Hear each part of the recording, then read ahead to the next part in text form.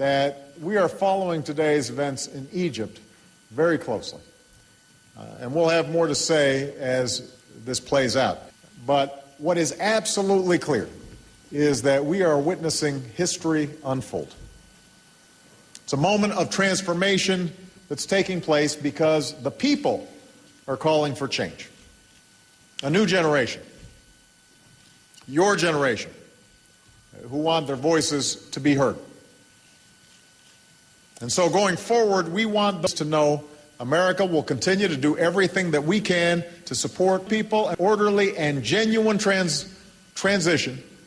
Now, as we watch what's taking place, we're also reminded that we live in an interconnected world.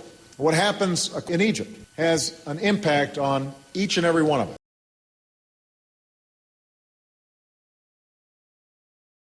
It's our way that many of the videos that are seen first give you the basics, just as in schools and education across the world. We don't expect the early infants to learn algebra before learning to count. Am I right? So this is exactly the same way we do it, and it also allows us to keep much control without others jumping on the bandwagon. Because if we are only giving little bits at a time and being able to connect it, then no one can then try and take over with it. No updated version. They can only really take what has already been there.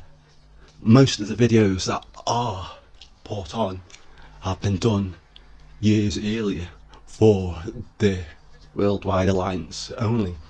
It's only when the saga finishes that slowly, if the media monopoly allows and the censorship on certain platforms, that would bring these videos slowly, as it is not our intention to preach, ram it down your throat or expect it to believe. We give you the pieces so you can digest it slowly, research for yourself, decide for yourself. Unlike many things in life, it is your decision. So that is how we do things, and this is how it's always been done. Just as the hieroglyphs were not read by the normal Egyptian. In fact, they could not read it. They were done really by the priests. And when we mention the priests, they're not the priests that we know today. They were the scientists, doctors, medical, everything, astronomers, alchemy, all of it in one, which is very different from the priest. Same as the temples. Many of the temples, with their purpose, they're aligned with certain constellations or cardinal points of the earth, or that when summer or a solstice comes, it allows the sun to shine through a certain point just one day of the year, which makes it a calendar. And many of these places, from Stonehenge, pyramids, many of these temples that were thought of worshipping gods, have now been seen for what they are. Even in Mexico and South America, the Mayan and Aztec temples, also the same. The step pyramids, they had a certain degree which showed the rising and dropping of the sun throughout that solar year, as 25th of December is the lowest point on the 21st, which then it lies in wait, and on the 25th December the sun starts to rise again within the sky. So it is of no great coincidence that the much later holy templates are put around these dates, birth dates of Horus and Cyrus and Jesus and many more before him, as a way of being able to tell and remember the stories, because some of these things were only shared between the few. The priesthood and mystery schools of the Jedi in Egypt were secluded and exclusive, because they didn't want the likes of the Lord Set, the Lord of Chaos and Darkness, to take control. But obviously we see that in the end they do defeat, although it's not known even within the library of that lost advanced technology, ancient civilization, much more advanced than ours. We are really only rediscovering what was known long before even the dynastic Egyptians were around. The dynastic Egyptians did not build much of Egypt like the pyramids. It's not a tomb, never was. Much more complicated. Why we can't replicate it today? The Bronze Age people could not use copper tools to carve and cut out and be able to carry so much weight, such as the 80-ton granite blocks, and then carve it out with perfection that our technology of today can only measure its precision with laser. And before that, we only had a slight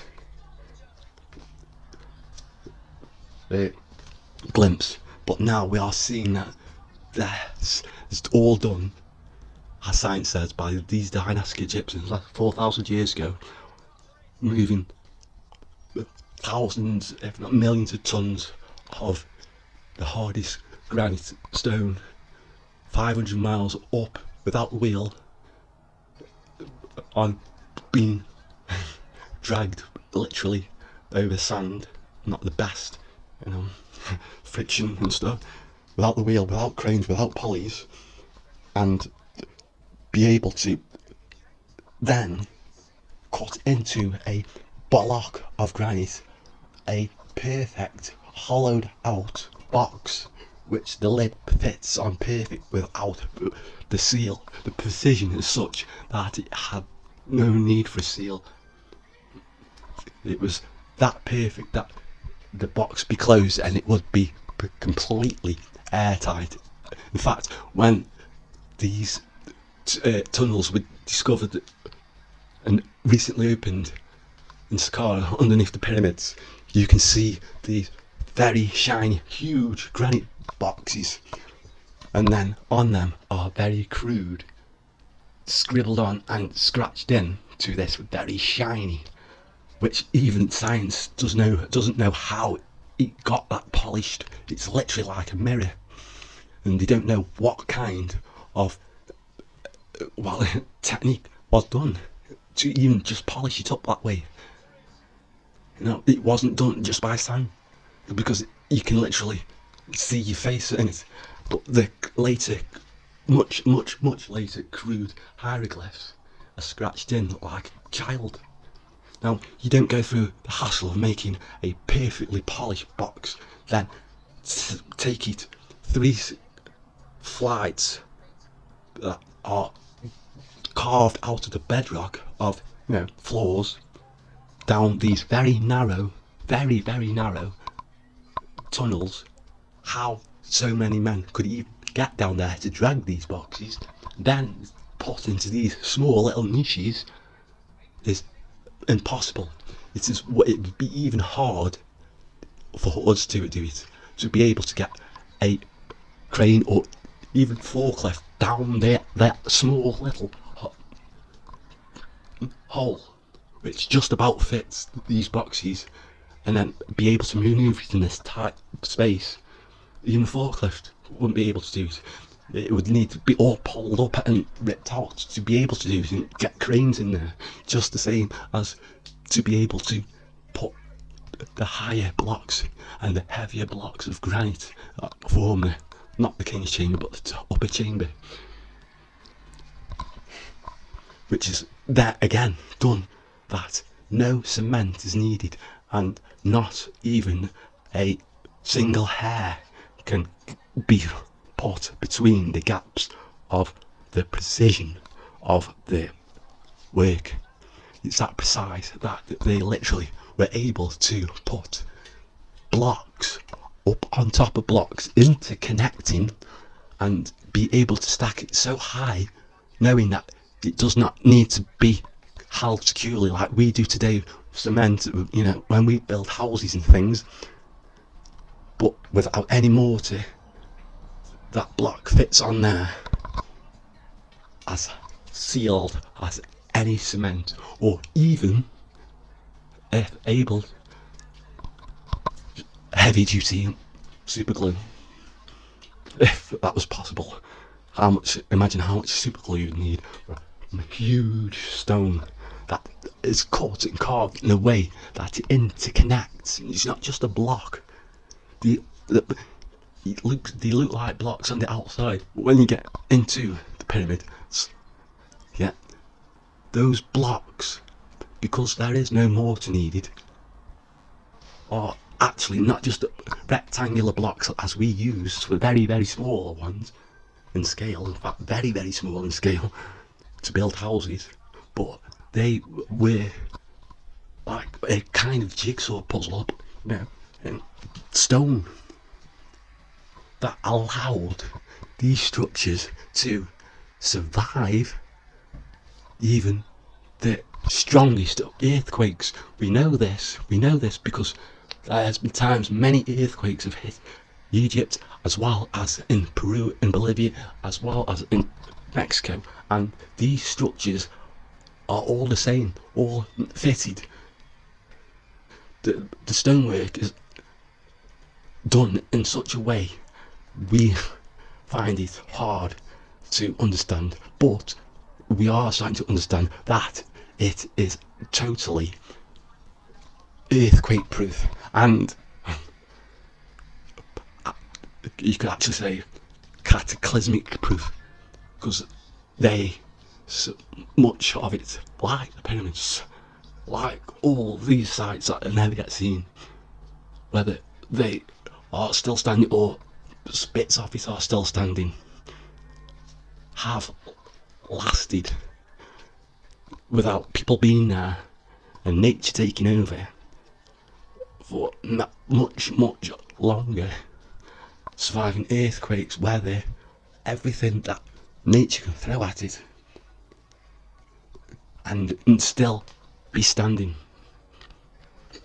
Just the fact that, you know, the established view that pyramids are with a high structure for 2,000-3,000 years, till just the spire of a steeple in England beat it, just a little spire.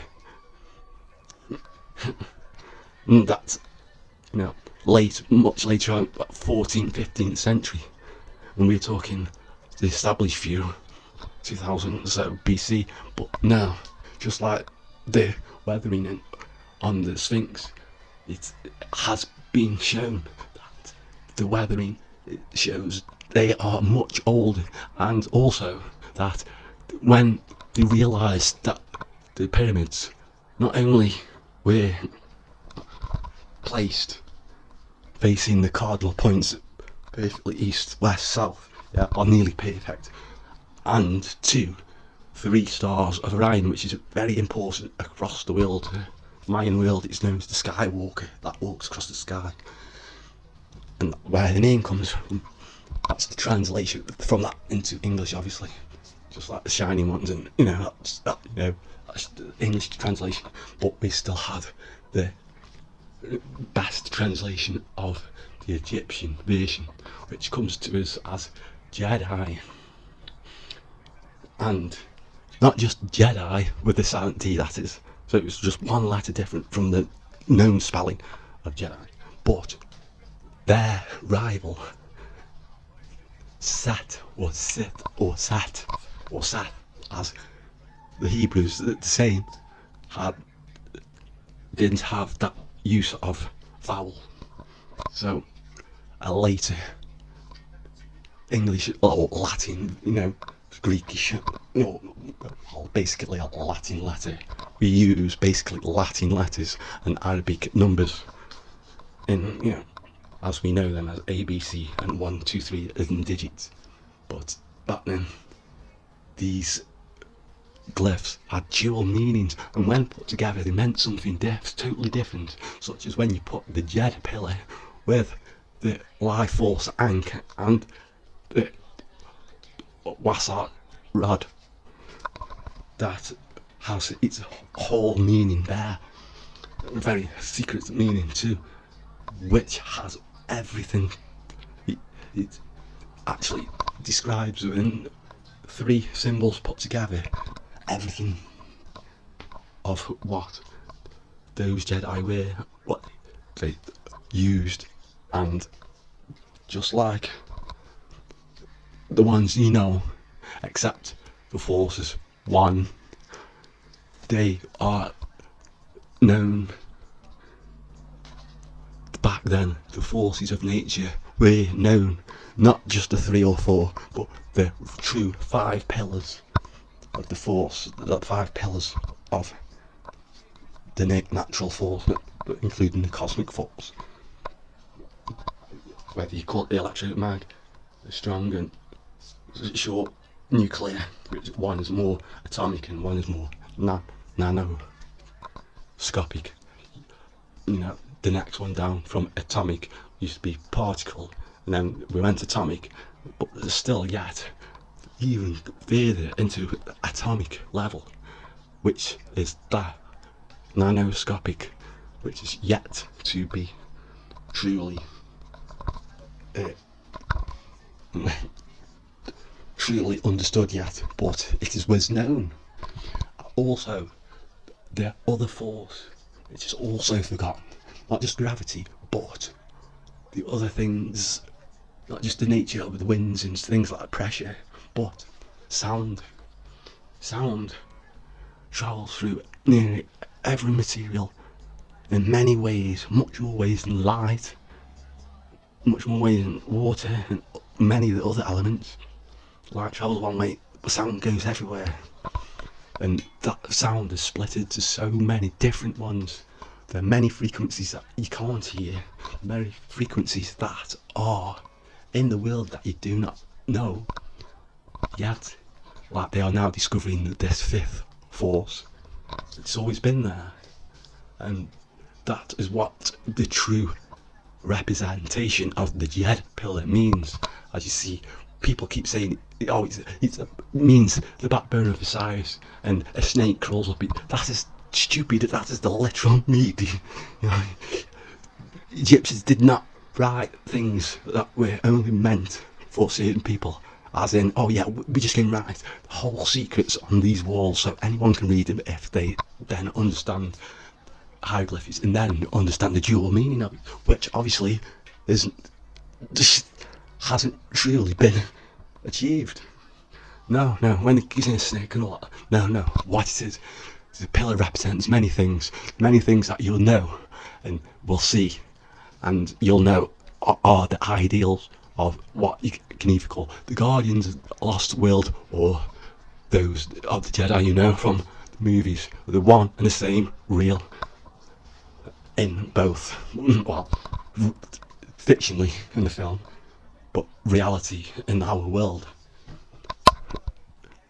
It is a cycle of history, what Lucas himself calls a motif, which is a repeating theme in history, and that is what everything in life is. It is. Science tries to make everything as such as time is linear, but it's not. Just like how the world turns, the solar system turns, the galaxy turns, the sun, everything, the day through night, it's all in cycles. Everything is in cycles, and that cycle, obviously, as you know, can only go one way. Yes, it doesn't start going the opposite way. If our planet just started spinning the opposite way, life would be over, literally. What controls the cosmos, the universe, is put in another form from cosmic forces to the living force, which is known as the natural forces, Mother Nature, gravity, sound, electromagnetism, everything like that. What we know, what we actually are aware of more than anything when we are first born, and even before we are born, we recognise sound. Sound many people still, don't really look into it, how sound actually is. In fact, the thing is that it can't really truly be said that we all hear exactly the same thing, and that is known by when you first hear a recording of your own voice and you think, who is that? That's not my voice. And I'm sure many see that, and that is the same. And it could be said again with sight. It all depends on, the where everything you see is done by the sun's light, the shadows, and the colours that are set within our brains, that our eyes pick up these tiny little fragments of the shades that we know from the colour spectrum. The same with sound. When I speak now, literally, what is coming out my mouth is our sound waves vibrating. The lower you go and the higher you go are different types. In fact, the lower you go, as you know, when bass, it rumbles and vibrates. And people try to think, well, how does anti-gravity work? How does this Tesla's energy work and all that? But they don't look at frequency sound as a force. As some may know that the use of sound weapons are used today, and shops, especially in Europe, where it's known, teenagers hang around. It's, one of the places of groups where they hang, started putting these devices that sent out sound, but the older we get, we lose certain frequencies, so they can set it at an age where it's only heard by teenagers. How did we know that? They knew that. Yeah, they knew. The ancients knew that. The Egyptians knew that, and that is what the jet pillar represents. It's not the backbone of society. No, what is it? It's the backbone of society, of civilization. It is that which holds up everything, which everything is tied to. You see, the horizontal things, everything. It's like, the land itself, from the mountains, everything goes all the way up down to the sea, on every continent. We build structures on something which is solid and then basically build off it. And that's what it means. That is the building block of civilization, society, and the laws, justice, peace, and everything. It's harmony itself. My art means universal harmony. When people say, oh yeah, we have lost that harmony with nature, that is true. As like all living things, apart from us, can live in harmony with each other, a lion with its prey, the same as all other, yeah?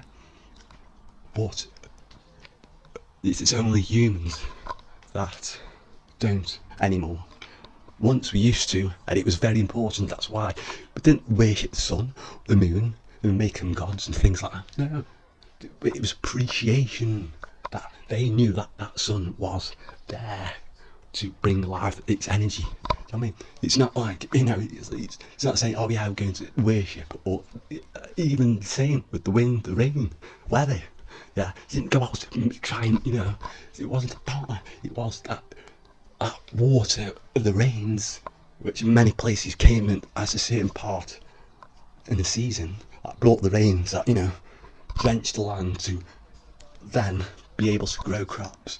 And that's why these things were pieces deliberately built to record time, not just time, but the star constellations. In fact, the zodiac, as you know, the 12 signs, it's not just monthly. No. But the zodiac has a precession, and its own as well. Just as we go around ourselves, we also go around the sun.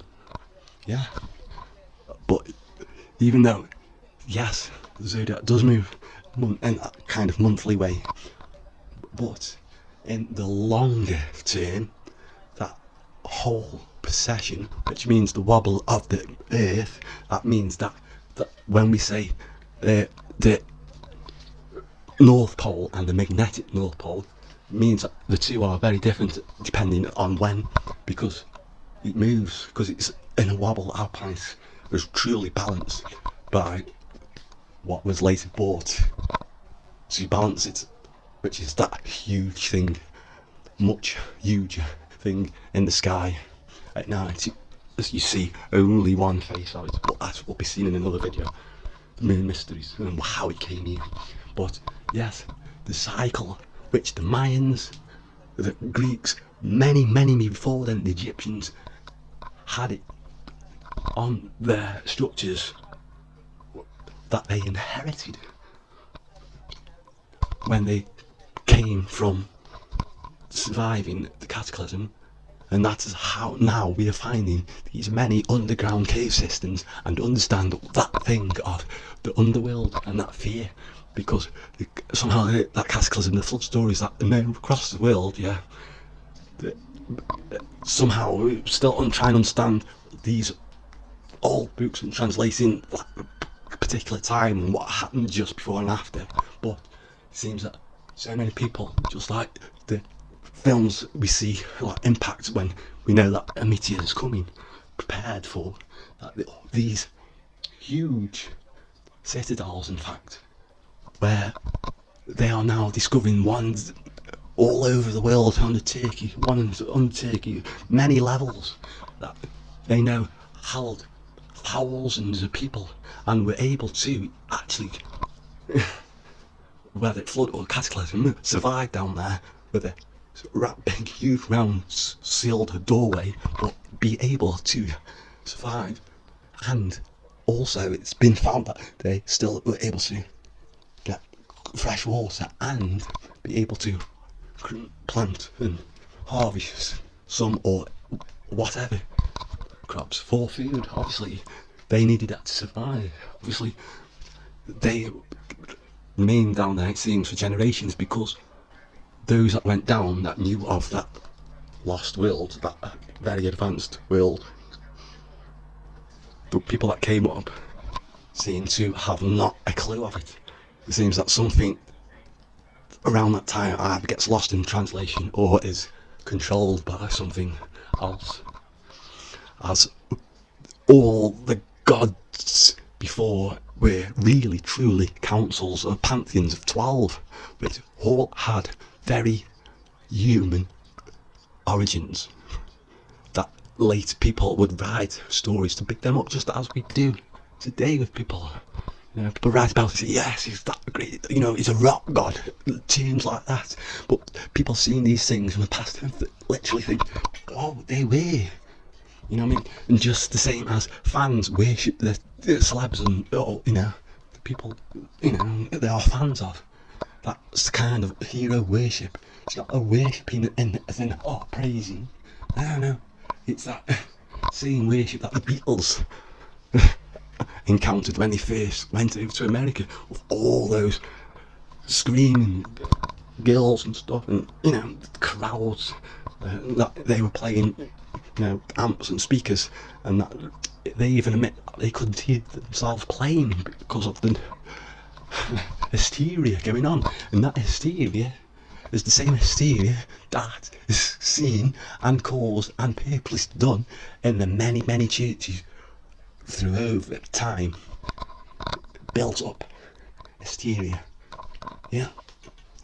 A crowd, whipping up a crowd of hysteria. Many people have done it from music and things like that. Frontman of Queen, Freddie Mercury, it's live aid performance, it's control of the crowd as one of those kind of examples. You know, it gets the whole of the, not the fan base of them, but, you know, a very split and not even fans of, to work in unison, and you can see them all doing in unison the claps of certain songs like Radio Gaga, and that is what is another kind of power, where you're exerting your power to give something to people, and that is the other kind of power. By giving something, you are receiving as well. You know what I mean?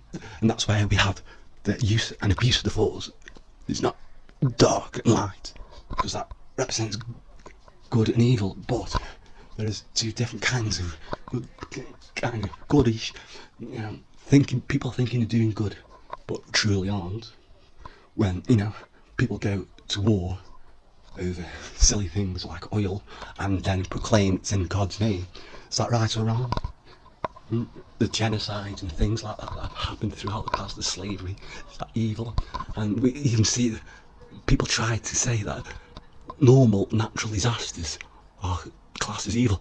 Yes, that hurricane is evil because it's destroyed this, that and the other. How can weather, which is a natural thing, and there for a reason, which is the flow, the ebb and flow of the whole currents of, the world, that's where we get, the flow of air pressure. Without that pressure, we wouldn't be able to move those clouds that pick up all that water over the sea when the sun's beating down, and then move it over the land to rain down onto the land to replenish the soil. And that is all that was just being appreciated. And if we did that more today, actually appreciate the things like the trees that are there giving us life. It's not just the sun that gives us life, but those rainforests that have been cut down in huge millions of acres of, and people do not realise that that is our source of oxygen. It is the very air we're breathing that's been cut down, as well as what we breathe out. Again, that same thing, we are swapping something for something else. Everything in life is like that. It's a cycle. Everything is a cycle. Everything from, when the annual plants come up in spring and down for winter, everything's in a cycle. Animals, when they mate at a certain time of year, everything is in a cycle properly. It's only truly man that has lost that harmony with it. But the ancients observed and recorded and were aware of the cycle. That's why you will see that all those ancient calendars, from the Mayans, all the Babylonians, were more correct than the much later ones after the Roman Empire, up until like the 13th century. The actual calendar then had got completely out of date. That is only much later that we realised, hey, hang on, the Babylonian one knew, Egyptian one knew, the Mayan knew that the world goes around some 365 days, and some do give or take a little bit for that extra quarter, which we do with a leap year every 4 years. Some do it in kind of other ways, and that's what we see with the Mayan count. They created a calendar, not when they created this thing out of stone, it wasn't made to it didn't start then, day one. In fact, that calendar goes back, and don't forget how complex this goes, that calendar goes back to 3,000 years before the actual Mayans. So how did they have that knowledge? How did they know that the whole position of the Earth is 26,000 years? That's the position of the whole zodiac. The zodiac that we know had been invented in ancient, very, very ancient times. Egyptians, and earlier than the pre-Egyptians, the commission pre-flood or pre-cataclysm, Tepi, it's known in Egypt, the time before the cataclysm. The Mayans have the ages of the sun, where it also documents this, as well as many other countries, Chinese, all cultures all around the world have all this. The flood story is not just contained within the Bible, but even in the Bible is truly a very much later version, which is truly copied from an earlier source. And we know that because when those Hebrews were enslaved again to Babylon, it is there where, and this is later we learn this by learning those ancient cuneiform form tablets and translating them, that they had much older than the Bible. this flood story the exact same, as well as a kind of humans come from the earth, either as allegory as in soil made out of clay, or the Hopi tribes long gone in America, but now who, like many of the African tribes, the Zulus and stuff like that, who say that they say that, you know, the recreation, you know, just like after the flood, in even biblical sense, the world has restarted, reset, yeah. So the Hopi, African tribes, and many others, all dotted around the world, have this same theme. And these themes are so complex that science says it's coincidence. It cannot be a coincidence. Everyone's saying the flood story. Everyone's saying this cataclysm. Everyone's saying a kind of date which is around 10,500 BC of the date of this cataclysm. How we know that is by recently ice cores from Arctic and Antarctic, which shows, you know, thousands and thousands of years within that core of ice that they pull up a level of, you know, ash and things like that, and it's been found in soils and, you know, in the ground everywhere. So we know it's happened. And when people say, oh yeah, when they built the pyramids, they were just a fraction. The Egyptians were not truly pointing north. It's just this very, very, very, very tiny degree off. In fact, the degree off in those sorts of terms is actually literally nothing. But what it does show is truly remarkable. That very, very small degree shows that, and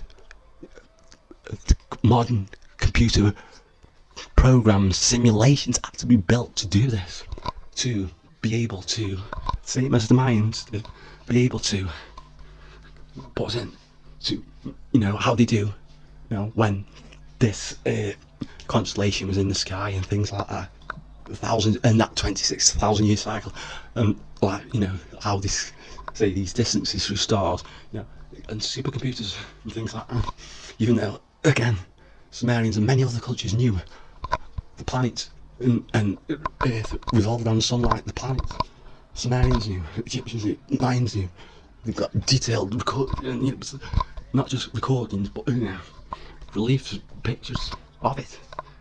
And obviously we know this again because we actually then call these planets like the ancients did with the things in life and the star constellations, kind of what we see as God names, but the way God names it was just a way of describing something. You know what I mean? You can't put a name to something, then there's no way you can record it, obviously, until you mark something out and, you know, put something on to say that, yeah, that's there. How the hell are you supposed to record it? So to give it something, and also that's how, why they make these pictures out of these star constellations that don't look like that dot to dot kind of thing that people expect, but like the Orion constellation, you know, the three belts, you know, built of about 2, 3, 7, 6, 7 stars, 8, 9 stars. I think, yeah, round 8 and 9, 7, 8, 9. But the pyramids were built on the exact degree of the star of Orion's belt. It's just 2 kind of diagonal, and then 1 just partly out, and that is said to be calculated by the supercomputers much later on. You know, you know, then when we know the cycles of our planet, we can then spin that back in simulations. They're like, you know, as we do in life, we record our birthdays. Oh yeah, it's 365 days ago since, you know, so I'm a year older. I mean, and we can go back in our minds, but this computer has to be programmed to go back much, much further than how we can do ourselves, which makes all this, not just, you know, solar system itself, but this 26,000 year precession of the zodiac, that, you know, is the precession, which is the wobble of the Earth, which shows that when they did spin it back and they found that, oh hang on, when the pyramids were actually that degrees truly aligned to the then magnetic North Pole, it was calculated again a year around 10,500 BC, 12,500 years ago. This keeps cropping up and up all across the world. Scientists are trying to fight it because they have their established timeline and they don't like anything destroying it, because all those books and things that you learn from then turn out to be completely wrong, and that is completely what they don't want. You know, their whole basis is basically to say something is fact, and that's how they, that battle with the church, that that's not true, you know. And if they, you know, they are trying to use that same kind of doctrine that the church used to be stubborn and hold on to that theory, like the Big Bang and all that, like, you know, Einstein's theory and all that, which has been disproven. So many different other theories come, Big Bang never happened that way, and all this, that and the other is always changing. Science is always changing. Just like, you know, evolution happens. It's a cycle. So when they spin this back, 10,000 BC, that's when not just the pyramids were perfectly aligned to the cardinal points, but at the same time, like Orion's belt were in the sky, perfect aligned to what they had to then, as you see, they built like a structure at the top of the pyramids to make that point, and it shows that, again, recalculated by the supercomputer at time, these pyramids were sort of kind of seen in a certain time of year or a certain point where the Orion's belt was over the pyramids, and that only happens over a very short period, a very, very, very long time. These people tracking 26,000 years of star constellations. How was that possible? Just like I'm saying, I mean, we use supercomputers to spin back time, but the minds did it perfectly with their calendar, and it showed perfectly, and it shows perfectly in a way better than later ones calendars, that 365-day cycle. But you know,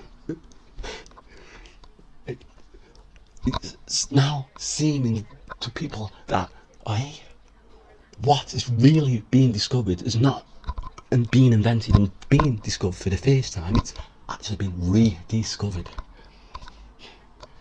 These things are like, oh, we discovered it, but then this told in this relief that's been told thousands of years ago. How is this happening? Just like this light bulb in Dandere.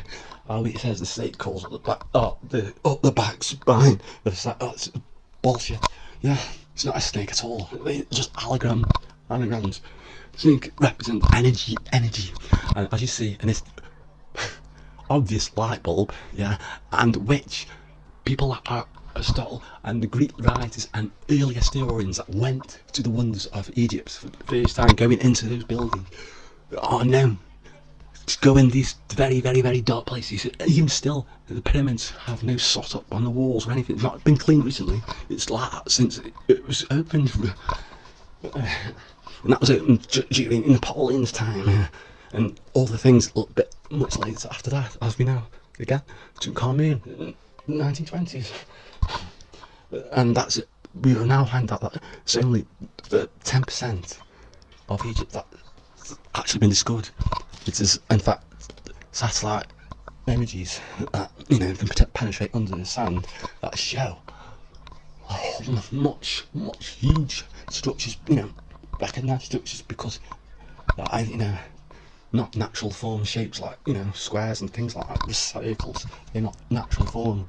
They can see these underneath the sand, and it's blown the minds of the Egyptologists and people of Egypt that want to kind of protect something. They try to hide something. That years ago they stopped people taking pictures within the sites. Yeah, you can't even, you know, even with camera phones or, you know, hand recording devices, you cannot go in around the sides, around pyramids, inside the pyramids, around all the other sites, all over Egypt, as well as inside Cairo's museum for a long time, and it's still it's off and on now. It's known that people go these sites, but you aren't allowed to take pictures. Why is this? The same reason as why what happens is when, oh yeah, this, like, scientists come in to do, studies and stuff like that, but what they were finding, just like when they sent the robots up, that those what were called air shafts in the Great Pyramid that go, what did they find? A doorway. And what happened is that person, Howie Weissel, the then Minister of Antiquities of Egypt, a very shady guy, stopped the whole investigation, pulled the robot and chucked out the country, stopped everything. Not only them, Robert Schoch, when he found that the weathering of the Sphinx is much, much older, going into 15, 20, nearly 18,000 years older, and now sites have been recovered recently that are breaking this timeline of the established science, because Göbekli Tepe is found, and that is now being shown to be 7,000 years old, which is much, much older than the known Sumerians. We used to think the Greeks were the oldest, and the Romans and the Egyptians and the Babel, what I mean? It goes back and back. It seems to be going further and further and further and back. More and more and more we start to learn, more and more history goes back, and what we're discovering when, which we already knew. So it's no great shock to us, but it says to those who have written everything that you have been told that no, the Great Pyramid's not even a tomb. It's not never built as a tomb. In fact, it was there long, thousands of years before the dynastic Egyptians resurfaced and and later stumbled and settled around those structures and reused them. But they couldn't properly reuse pyramids because they could not get in. It took up until like Napoleon to truly get in, and it still said that there's still hidden inside it, chambers, and as well under the Sphinx. Hall of Records to say it's on there, but that's not true because that's our library of that lost world. Books and knowledge, technology, everything, documents, records, everything. Just, being in the protection, thousands of years, then the hidden guardians survived around Egypt. Then become Jedi, such as the Sat. That is where everything comes from. And there's Lucas, ascertains this by there's other things that many people don't kind of realise. Indiana Jones, both of the films set where Egypt, or have much to do with many of the things they have to go and discover are found in Egypt. So I think it's the Temple of Doom that isn't. I'm not a film buff, but the thing that we're finding now is not being discovered first time, but actually being rediscovered. We've been finding out that these stories were told, and these stone tablets and things like that, and old texts thousands of years ago. So how the hell are we? It's just mind-boggling for the establishment of science, because sooner or later they're going to have to admit that everything that they put out to be taught in schools, universities, and colleges all across the world is all truly wrong. Pyramids, not too much older, much more important. It is actually where a certain Nikola Tesla gets his idea for his free wireless energy, which is in another video, which he tried to bring in the 1920s. Could have had it for 100 years by now. A free wireless, non-chargeable energy without using fossil fuels. Yeah, and where did he get that from? The pyramids. And that's what they're finding now. The pyramids were essentially another kind of energy or force. Energy, a new kind of energy. They call it all sorts of 0 point energy, all sorts, because they do not yet understand its importance with the natural forces and frequency and sound waves. Because sound waves permeate all things, bodies, everything, and they affect our bodies. The fact that our bodies give off energy, as you know, from films like Matrix. They use humans as batteries, but that's not all. It gives off radiation, so you can put them in dark rooms and shine those light sensors on, and you can see heat in the dark room on these. Not just the heat, but you know, it's emitting a force and a gravity and an energy which is called aura, and that is the whole thing of that force, being able to use something which is outside the body, which this what's called a kind of magic, but now is a science called ESP, extrasensory perception, meaning that we are people that are able to not only sense things within the body but extra outside it.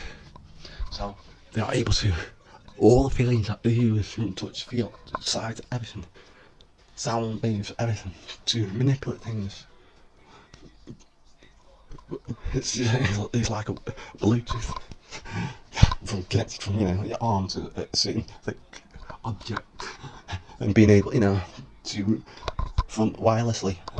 And that is the whole thing. That is exactly why the Jedi pillar kind of looks as well like an antenna, because that's exactly what it is. It's picking up that force. It is the resonance. You know what I mean? That is how people are able to communicate with their forces. I need to be able to manipulate things like this. It's known all those witch hunts, all that, you know, it's trying to cover magic, you know, black magic and all demonic, all that's demonic.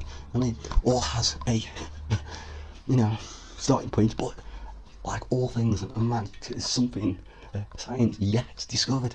But now we are being able to say it because it's now being discovered.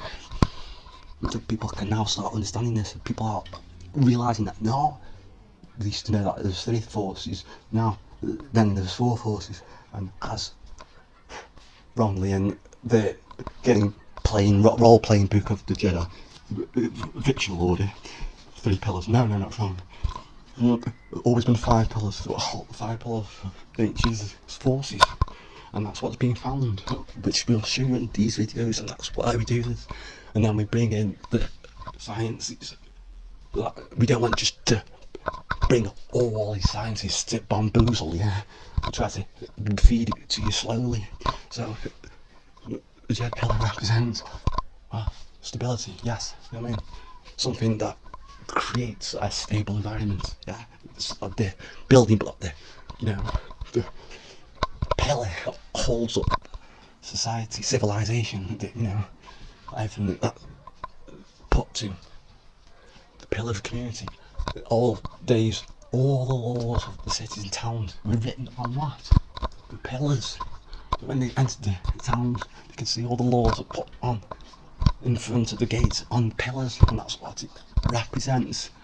Then when you put the Ankh, which means life force, yeah, then when you put it with the Jedi pillar, that means not just a life force inside it, but permeates you by putting that life force with that Jedi pillar, with those sectors like an antenna. That's telling. That's that way the Egyptians told stories secretly. People just take everything literally. Oh, it represents Osiris and the snake pointed back behind. No, not at all. And you'll understand this when next. And then that is how it's put. You know, building blocks put together. Build this. Put all these pieces together. That makes something. I mean, but when separated, they mean something else.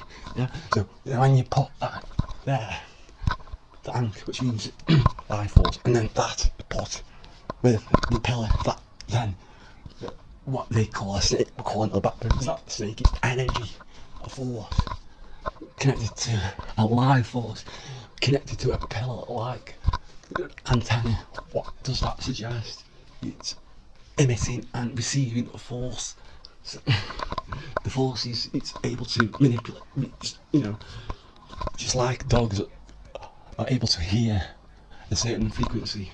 So too is that for certain people with what is known in the film as a kind of midichlorian, but is known across the world as Chi or Kui or Kwai. Then comes Qui-Gon from China, Mane, Prana, and so many all around the world.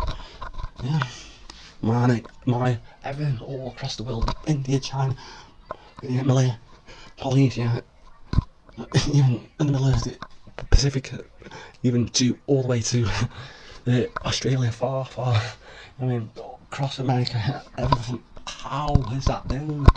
Because it was known before, and then what happened is when this cataclysm, what happened now, just like the movies, when asteroids going down, they build these, or they're already built, all these, deep bunkers.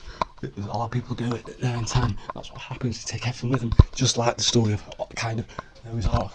That's allegory, but that is in a sense what happened, but not in that way, but in another way. Not just one person, you see, thousands. But yes, it would be a killer of much more, not just humans. It would be the killer of many other things, like how we find the fast frozen up in north in Europe and Russia, mammoths and other creatures, because that cataclysm happened, and that deep freeze set in because it's so close to the Arctic. It froze those animals while they were eating. That's why they found mammoths, hundreds of now extinct mega, much bigger animals like such as elephants. It seems like everything else, elephants, lions were much bigger in the past. The thing that's gone from going small and to big is humans. If you look in that evolutionary way, everything else has come down. You think how tall dinosaurs were, and how tall plants and trees were, how tall the origins and the evolution of all animals and plant life, all that, which that building much the same time and old and newer around this is still going because it's being maintained and not taken away. Nature, like what happens, except what just these perfectly fit stone, and that is what and where the origins for the Jedi, the Sith, everything comes from Egypt, one place, Egypt. And that's us. And then when you had onto that was a rod. Look at how it's a rod, and you can see at the bottom that tuning fork. And what does a tuning fork do when you bang it? What does it resonate to? What does it do? Resonate to what? Sound waves. That's what you use tuning forks to tune pianos and other things, instruments. It's so easy. So easy. So too is Clone Wars. So too is the Retelling of bank, trade, media, monopoly, crisis, all trade, monopoly of technology as well, and everything, minerals and mining, everything, all that retold before it even happened. How did it know that? Because it is something that is a motif, as Lucas says so many times. It is a repeating theme, a cycle through history that keeps happening just as the sun moves around the galaxy. We move around the sun, and the moon moves around us, and we are all just part of that, sitting kind of on this planet with all that cycling going on throughout the universe, and all done by one cosmic force that controls everything, which you try to say dark matter, dark energy. No, it's not that. It's that cosmic force turns everything as it's been told within the films. Look where the centre of gravity is, because the force everywhere is this living force that comes from Mother Nature, and the cosmic force to kind of same but to do two different things. Cosmic force deals with the cycling of the whole clockwork type cog style universe that we are just a part, a very, very small part of that whole huge cycle. And that is why they don't teach infants algebra, because they caught the mistakes. Oh, it's the same climb at the back of it. Well, the represents the background and the sides. Pillars, community, all those things. We know stronger oxen and that animalisation. People Winston Churchill is known as Bulldog, and we call people, yeah, you're strong as an ox, wise as an owl. Oh, it's so exhausting explaining it when people are trying to jump on it and getting it all wrong. And this is why we just give pieces at a time, and then you'll see the science part coming with it. But you need to understand the basics first before, bang, you'll then see everything completely changes in the video, and then you're just met with about this science symbols all over the place. And that is not how things at all, and this is not how we teach. We don't teach, we don't preach, we just give you the pieces to research, hopefully before all this, so you're already up to date before the next one comes out. And that's why we do the videos again and again, bits of time, about this bit about origins, this all the way down, as well as 444s, and then once people have got that 5% it was meant for, because 95% wouldn't accept this, because Black African, oh no, you got that Jedi from there, Black African, I'm now a Muslim country, and that's that, you, and that causes division, that kind of talk, and that what causes division, most thing that causes division, what causes division, religion, because all religions, just like the Clone Wars, how one person is able to manipulate the sides against each other. But that Clone Wars representing that film has been happening before and still is in the Middle East right now, this second. It is happening. Whether you're watching this in 10, 15 years, it will be happening at some point again, because it is forever a battle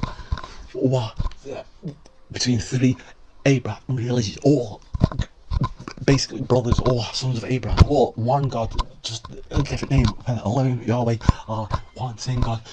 If you say, right, then why Muslims fight Christians and Jews and all that, then why, who they fighting for that man right at that top of that people say they're fighting for? And who is that man right at the top who they're fighting for? Who was that man at the top of the Christian armies that they're fighting for? Who is that man right at the top of the Muslim, Jewish armies? Who is that? What people call at that top of the pyramid, top of the ladder, this imaginary, man-made bullshit divine thing that replays the forces, everything controls mankind, set Yahweh, everything is just represented by Sith, Palpatine, Palpatine. Go and you get an anagram checker and you find out people, Palpatine. I'm not here to teach you everything for you. It's all there. It's so obvious when it's told. So obvious that when you look at the very top of that ladder, what those Christian armies, who are they fighting, being told fight for, and Islamic and Jews, who are they being told fight for? Who is right at the top? Not the Pope, who's above that, behind, supposedly above that. That's not ever seen, and it's only ever spoke to one man alone every time in the whole history of this bullshit world, this evil Sith set Lord Chaos and Darkness created after the defeat of the Guardians of Peace and Justice, which is seen within the prequels right at the end, and then there's that gap, and that's where Lucas started from, where we are today, where those heroes are being told that, hang on, those myths you think about Jedi, they're not myths, it's real. And that is what is called the cycle being completed. That's when people start realising there's a new community, all that bullshit, hate, anger, wars, everything that's destroying it, which is all being done by just a very, very few people at the top that say it's divine force before them, but all those divine forces, man, just like the Wizard of Oz too. Oh, yeah, Wizard of Oz. look behind the curtain, what do you find? Oh, it's just nothing. Do you know what I mean? It's just, oh, do you know what I'm saying? You look behind the curtain of the Vatican, the Church, Islam, Judaism, you will not find a supreme being. I trust you, you will not find demons or anything. That's all. What they promote, they don't promote love, they promote fear to scare you into their churches or doctrine. That is what religion is. It is a control mechanism that those who took over rewrote the history and rewrote all that civilization. That so people can't say, oh, how come so many years and they knew no wars, everyone had plenty, there was no greed. They have to wipe that out completely out of everyone's memory. So how can someone say, oh well, yeah, I'm back then, so why can't you do it now? Like now try and say that, wow, you know, Tesla invented a free wireless energy in the 1920s, so why have we not got it now? It's because it's being controlled by those things kept hidden from you, and until you are ready to accept it and unlearn everything that you know and relearn everything. Saying everything's done purposely, reasons, saying everything, seek, you'll find everything. Do not, as a try, do or do not, to do what you do, that's the normal thing, yeah? Not doing that is what, I'm not doing that, you know what I mean, but yeah, it's bad, it's a spanner in the works, that's not harmony, that's chaos, and it's not that binary thing that you know, which is in nature, and that binary thing that you know is in nature and what you see that is living in all living things, plants, animals, everything you see it. But what you don't get to see in binary is not real. So the force is not evil and dark light and no bullshit. No, it's abuse, use. Just like everything in life, you abuse something and use something.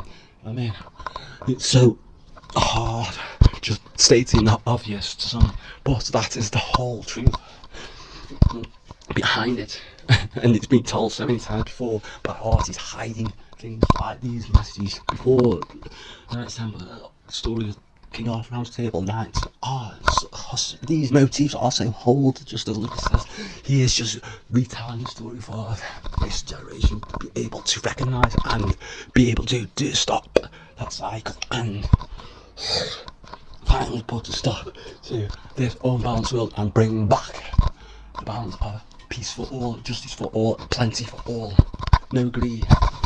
And that is everything in this long thing of where, why, how, everything, all the reason in Star Wars are the Jedi, what comes, where it comes, all its values from the Force, values, Jedi, everything, all the whole complete universe of Star Wars, in fact, or I've just pulled down and just told it exactly where, how, and where it comes from. One place, you can say, although it's known globally, but as it's Egypt we look at for awe and history and stuff like that, and it's the main place that is the evidence of this lost civilization, with the pyramids being so old, Tesla knowing that, all that, and the last stand of Djedi, Osiris, killed by who it's set, Osiris, then the Grandmaster at the time, the fall, and then this half of Djedi took over, because that inside there's the embodiment of that kind of order that not defeated, but as you know, not all of it was defeated, went into where hiding, so they could then come out years later, not 20 years but millennia later, through generations of telling these tales, literal, or the message behind them, so people know all that, everything. And with that, I will now say that the true thing, may the true light of the real true force of nature guide the light, shine a path through the darkness that controls everything to knowledge, wisdom, unity, share, unite, awareness, knowledge. That is intent. Thank you.